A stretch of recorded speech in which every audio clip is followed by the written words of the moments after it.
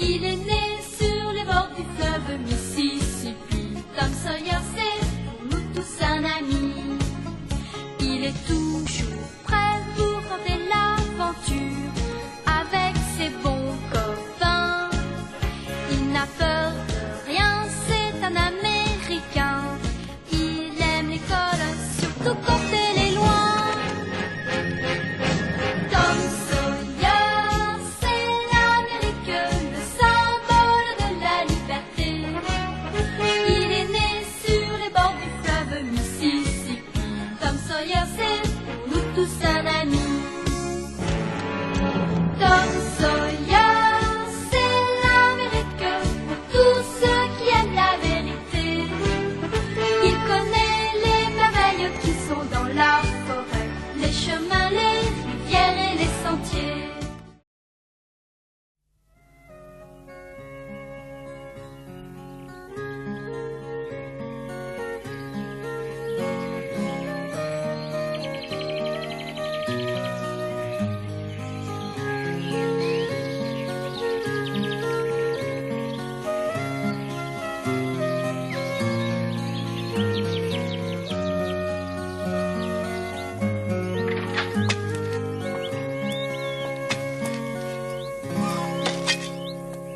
Bonjour, mademoiselle Marie. Bonjour, Jim. Dites, mademoiselle Marie, est-ce que le monsieur dort encore? Qui est Arthur?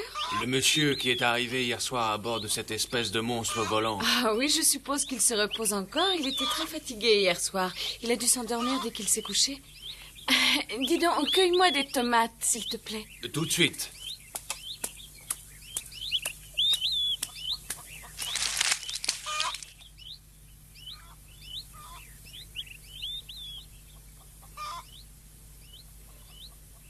On va essayer de s'habiller en silence sans réveiller Arthur.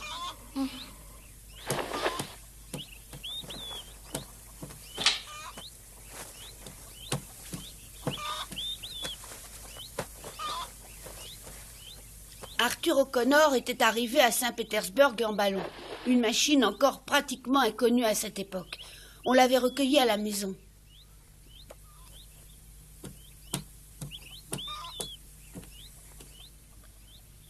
Bon, il vaut mieux nous en aller. Ouais, mais c'est dommage.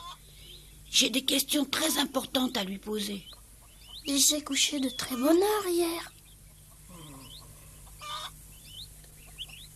Oui, mais il a sûrement besoin de bien dormir. Oh, Je crois que ça me suffira amplement. Ça ira, merci beaucoup. Mademoiselle, Oui, Jim. il y a plusieurs de mes amis esclaves qui prétendent que ce n'est pas un homme, mais que c'est un diable.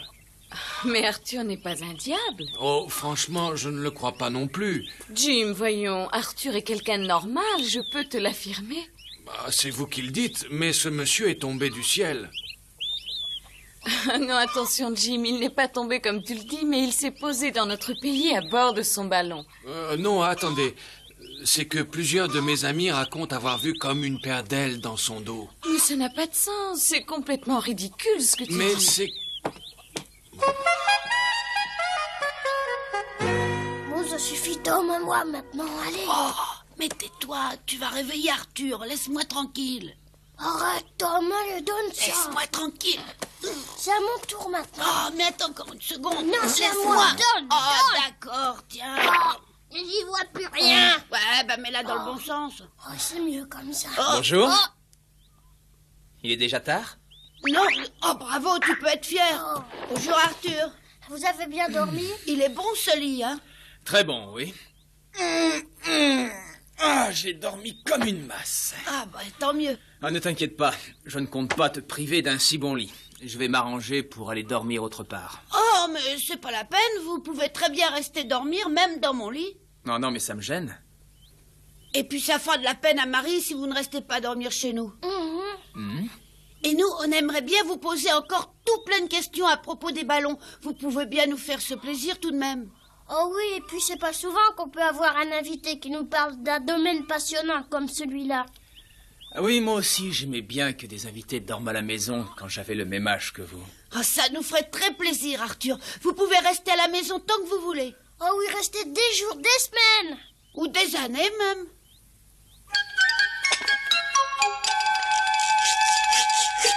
Je vous en prie, considérez-vous ici comme chez vous. Vous pouvez rester aussi longtemps que vous le désirez.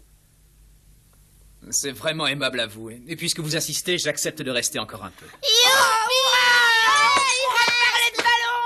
À votre avis, les gens que vous attendez arrivent quand?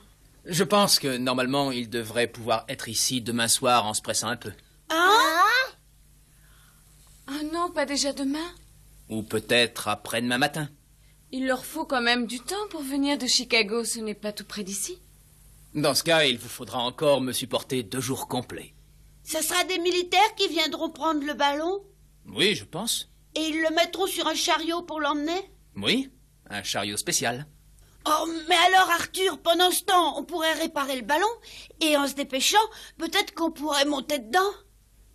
Je ne peux encore rien promettre. Il me faut d'abord bien examiner les dégâts. Il n'y aura pas de temps à perdre alors. Non, ce sera très juste. Oh. Oh, je me demande si ça vaut la peine de nous occuper encore de ce ballon. Mais vous ne pouvez pas abandonner le ballon comme ça? Je ne compte pas l'abandonner. De toute façon, je vais l'emporter. J'aimerais faire un tour dedans, s'il vous plaît. Oh, refaites-le voler. J'aimerais te faire plaisir, Tom, mais ce n'est pas simple de le gonfler et d'aller se promener. Et je ne peux pas t'affirmer que tout se passera bien. Pense que ça pourrait très mal se terminer. Pourtant, même si le ballon tombe, vous pouvez vous débrouiller pour le maîtriser. Tu as raison, mais regarde, prends mon cas par exemple. Je ne suis pas un débutant, pourtant il m'est arrivé des problèmes, et j'ai même été blessé. Oh, à propos, Arthur, passez au cabinet ce matin, je referai le pansement et le docteur examinera votre blessure. Oui, d'accord, j'irai vous embêter. Allez, Arthur, un beau geste, réparer le ballon, ça me fera vraiment plaisir. Tom, n'insiste pas, c'est très mal élevé. Monsieur O'Connor te dit qu'il n'a pas envie de faire voler son ballon, tu as compris? Arthur, emmenez-moi faire un petit tour, je vous en prie. On ne parle plus de ballon! Oh. Arthur, un tout petit tour, juste pour voir ce que ça fait. Ça te ferait vraiment plaisir. Oh oui, je rêve d'aller faire un tour en ballon, de voler dans les airs.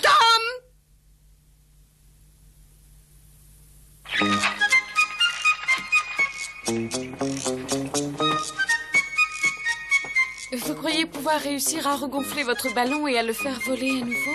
Oh, ça, je n'en sais vraiment rien. Mais Tom me demande de l'emmener avec tellement d'assistance que je peux essayer de lui faire plaisir. Et si vous réussissez à le regonfler et à le faire voler, le vent pourra encore l'emmener à peu près n'importe où. Ah non, rassurez-vous, cette fois, je saurai mieux le contrôler. De toute manière, j'ai eu beaucoup de chance de me poser à côté de ce village. Par miracle, vous n'êtes pas grièvement blessé et vous n'êtes pas trop loin de Chicago. Mais non, je ne parlais pas de ça, Marie.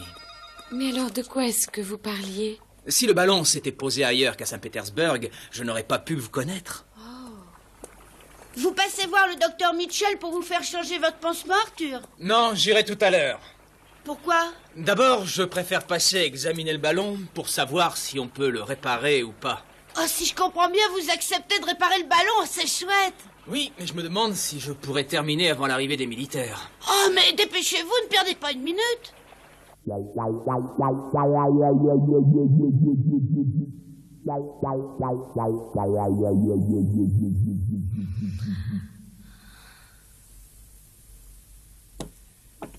Ça fait 5 fois. Quoi? Est-ce que vous avez dit quelque chose, docteur Mitchell? Oui, j'ai dit quelque chose, j'ai dit que ça faisait 5 fois. Expliquez-vous, docteur, je ne comprends pas. Alors franchement, tu ne sais pas de quoi je parle? Non? Ça fait 5 fois que tu laisses échapper un soupir à fendre l'âme.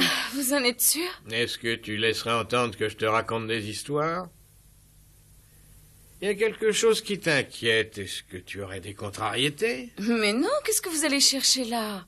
Je sais ce qu'est la vie, je sais aussi que les jeunes filles de ton âge sont à une époque de leur vie qui est toujours très importante. Alors laisse-moi chercher ce que tu as. Attends une minute. Ah, ça y est, j'ai trouvé. Je voudrais bien savoir à quoi vous avez encore pensé. Je vais te le dire. Je crois que tu viens de tomber amoureuse, tout simplement.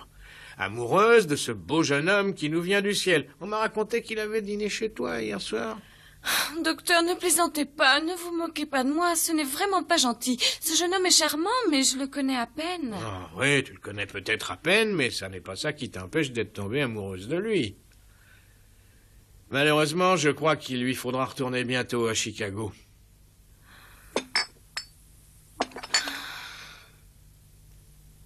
Tu continues. Mais rassure-toi, il y a quand même quelque chose de positif pour toi.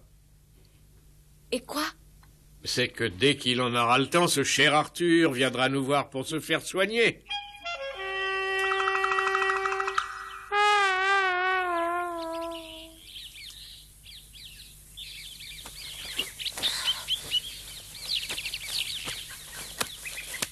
Tom, ça y est, c'est assez haut.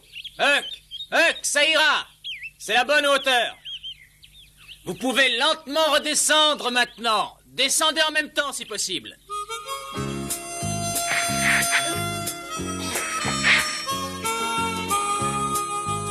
Oui, c'est ça, bravo. Oui, c'est bien, allez-y, c'est très bien. Ne vous pressez pas, continuez comme ça.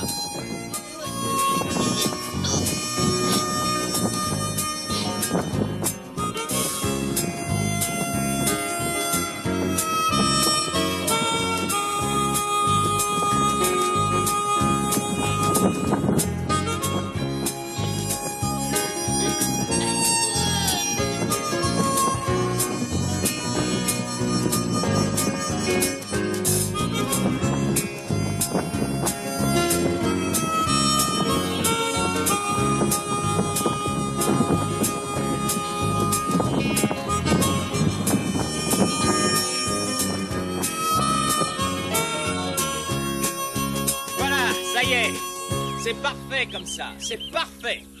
Bon, alors maintenant, attachez bien solidement la corde à une branche.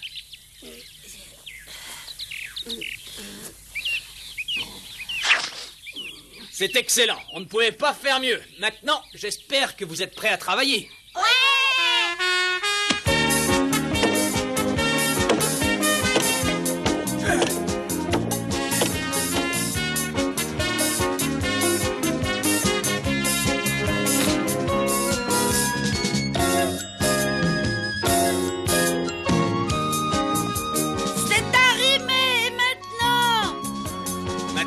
On va chauffer l'air contenu dans l'enveloppe du ballon.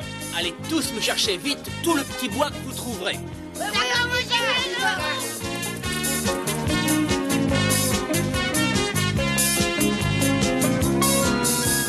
Ça marchera peut-être.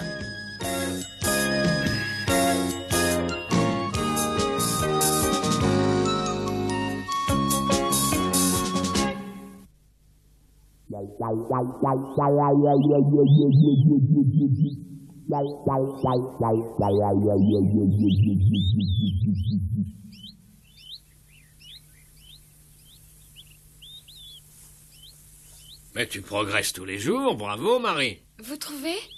Dites-moi, je vous ai fait mal, Arthur? Oh non, c'est très bien. Et votre ballon, vous serez capable de le refaire voler ou pas? Je n'en sais trop rien, et pour l'instant, j'ai demandé aux enfants de s'occuper de chauffer l'air. Tous les enfants sont passionnés par ce ballon. Ils espèrent tous pouvoir monter se promener avec moi. Voilà, j'ai terminé le pansement. Docteur, je me suis bien débrouillée, n'est-ce pas?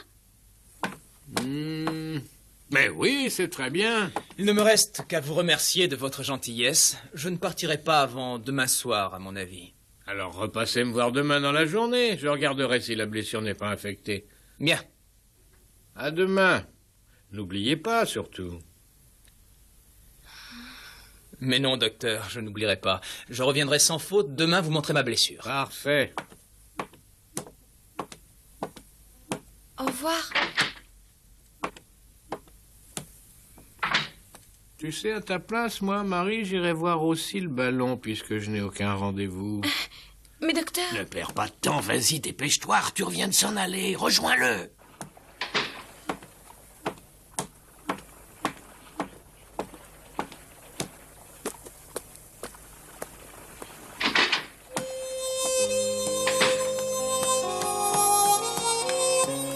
Arthur, attendez-moi! Je vous accompagne au ballon. Ah, c'est gentil.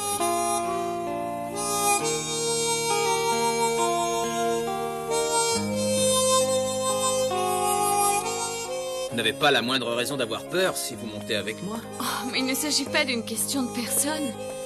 Même avec vous, j'aurais sûrement très peur.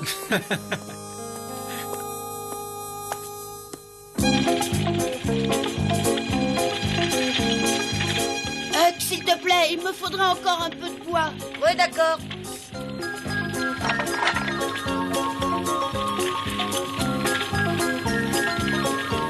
Doucement, doucement, ou bien tu vas mettre le feu au ballon. C'est vrai, pardon. Il faut tout faire pour qu'il puisse voler. Il est beaucoup trop lourd, il pourra jamais voler. Il faut qu'il y ait assez d'air et qu'il soit assez chaud. Moi, j'y crois pas. Dis-moi, que t'as pas peur à la pensée de monter dans le ballon? Alors là, franchement, ouais, j'ai très peur. Et toi? Moi, pas du tout. Alors là, je t'admire vraiment, t'es très courageux. Mais ça, tout le monde le sait. Ça te ferait peur aussi de monter en ballon, Becky? Je crois que ça dépendrait d'abord de savoir avec qui je serais. Alors t'aurais pas peur avec qui, par exemple? Oh, avec Tom, j'aurais pas peur.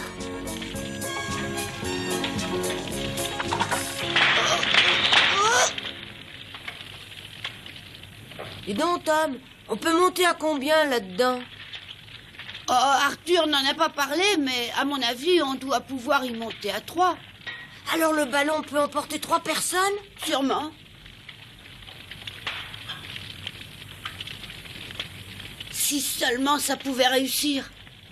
Allez, apporte du bois, s'il te plaît, dépêche-toi. Non, doucement, attends une petite minute. Tu mets trop de bois. Arthur a bien dit de maintenir un feu moyen. Oui, mais plus les flammes seront belles et plus le ballon se remplira d'air chaud. C'est ça, et plus les chances de voir brûler l'enveloppe seront grandes, c'est bien.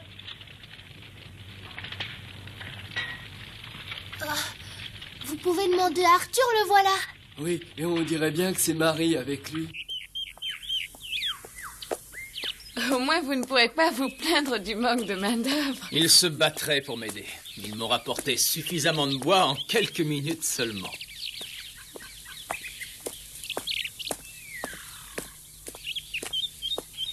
Oh, il me semble que le ballon commence à flotter en l'air. Excusez-moi, mais je dois aller m'occuper de ça.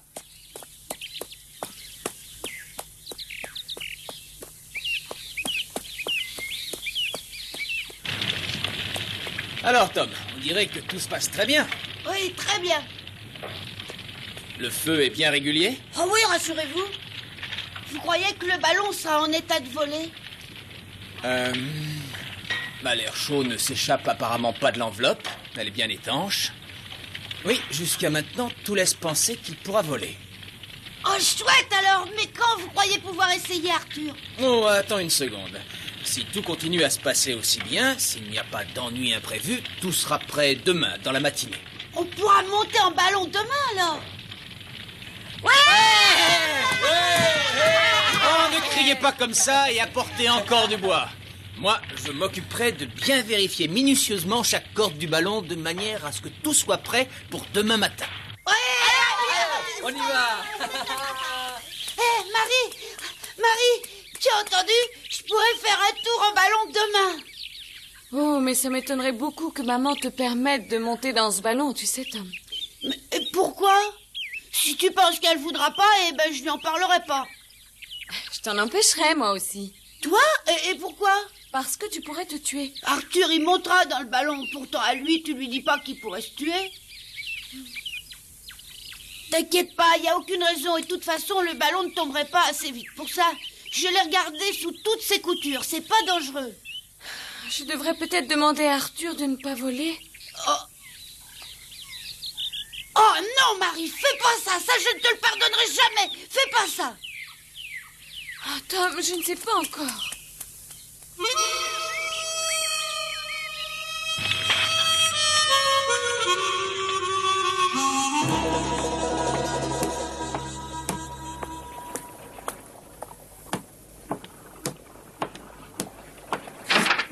Oh, pardon.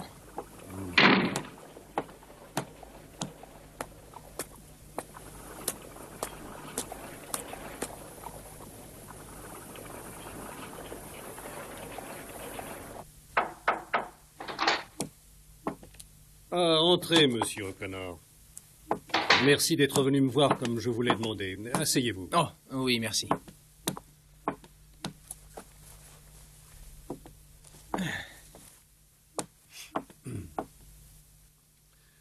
Je sais que vous êtes en train de terminer les préparatifs pour que votre ballon puisse à nouveau s'envoler dans le ciel, mais je dois vous demander d'y renoncer. Mais pourquoi?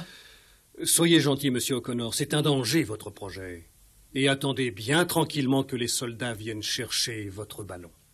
Pourquoi ça? Mais pourquoi est-ce que je ne volerai pas?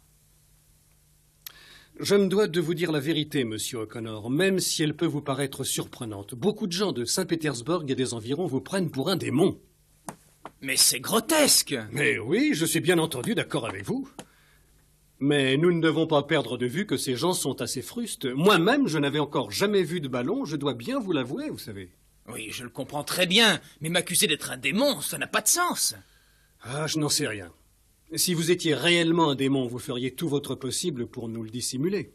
Shérif! Il y a aussi une rumeur qui circule en ville, une rumeur qui dit que vous voulez enlever les enfants. Comment? Mais je n'ai jamais enlevé d'enfants. Vous les aimez pourtant beaucoup, apparemment. Je ne vais pas les enlever. C'est pire en pire. Vous leur avez pourtant promis de les emmener se promener à bord de votre ballon. C'est exact, mais de de là... que deviendrait-il si le vent emportait brusquement le ballon au loin? Mais ça ne pourra plus jamais se reproduire. Ce n'est pas du tout ce que pensent les habitants du pays. Et vous ne pouvez pas leur en vouloir. Après tout, il faut bien reconnaître que le vent vous a quand même amené chez nous depuis Chicago sans que vous ayez pu l'en empêcher. Et tant que les soldats ne seront pas ici, personne ne sera vraiment sûr que vous êtes bien ce que vous prétendez. Quoi? Oui, c'est pour ces raisons que je vous interdis de refaire voler votre ballon. Et en plus, veillez bien à ce que les enfants ne s'embarquent pas seuls à bord. Ça tient bien, regardez ça. Quand je pense que demain on volera à son bord. J'espère qu'il n'y aura pas d'histoire. Oh, mais t'inquiète pas, et si tu veux, on ira tous les deux ensemble. Voilà Arthur là-bas. Ah ouais, il est là-bas. Arthur! Arthur, on vous attendait, qu'est-ce que voulait le shérif? Allez chercher des baquets d'eau, s'il vous plaît, et éteignez-moi ce feu. Vous pensez qu'il y a assez d'air chaud comme ça? Non, mais le ballon ne volera pas. Hein?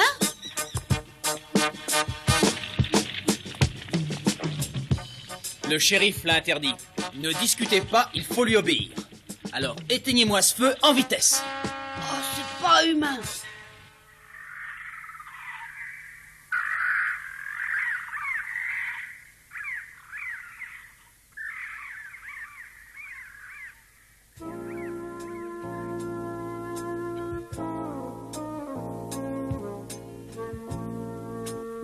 C'était vraiment trop injuste. Moi qui étais tellement content de monter dans ce ballon. Mais je ne renoncerai pas comme ça. Je ferai tout pour quand même voler.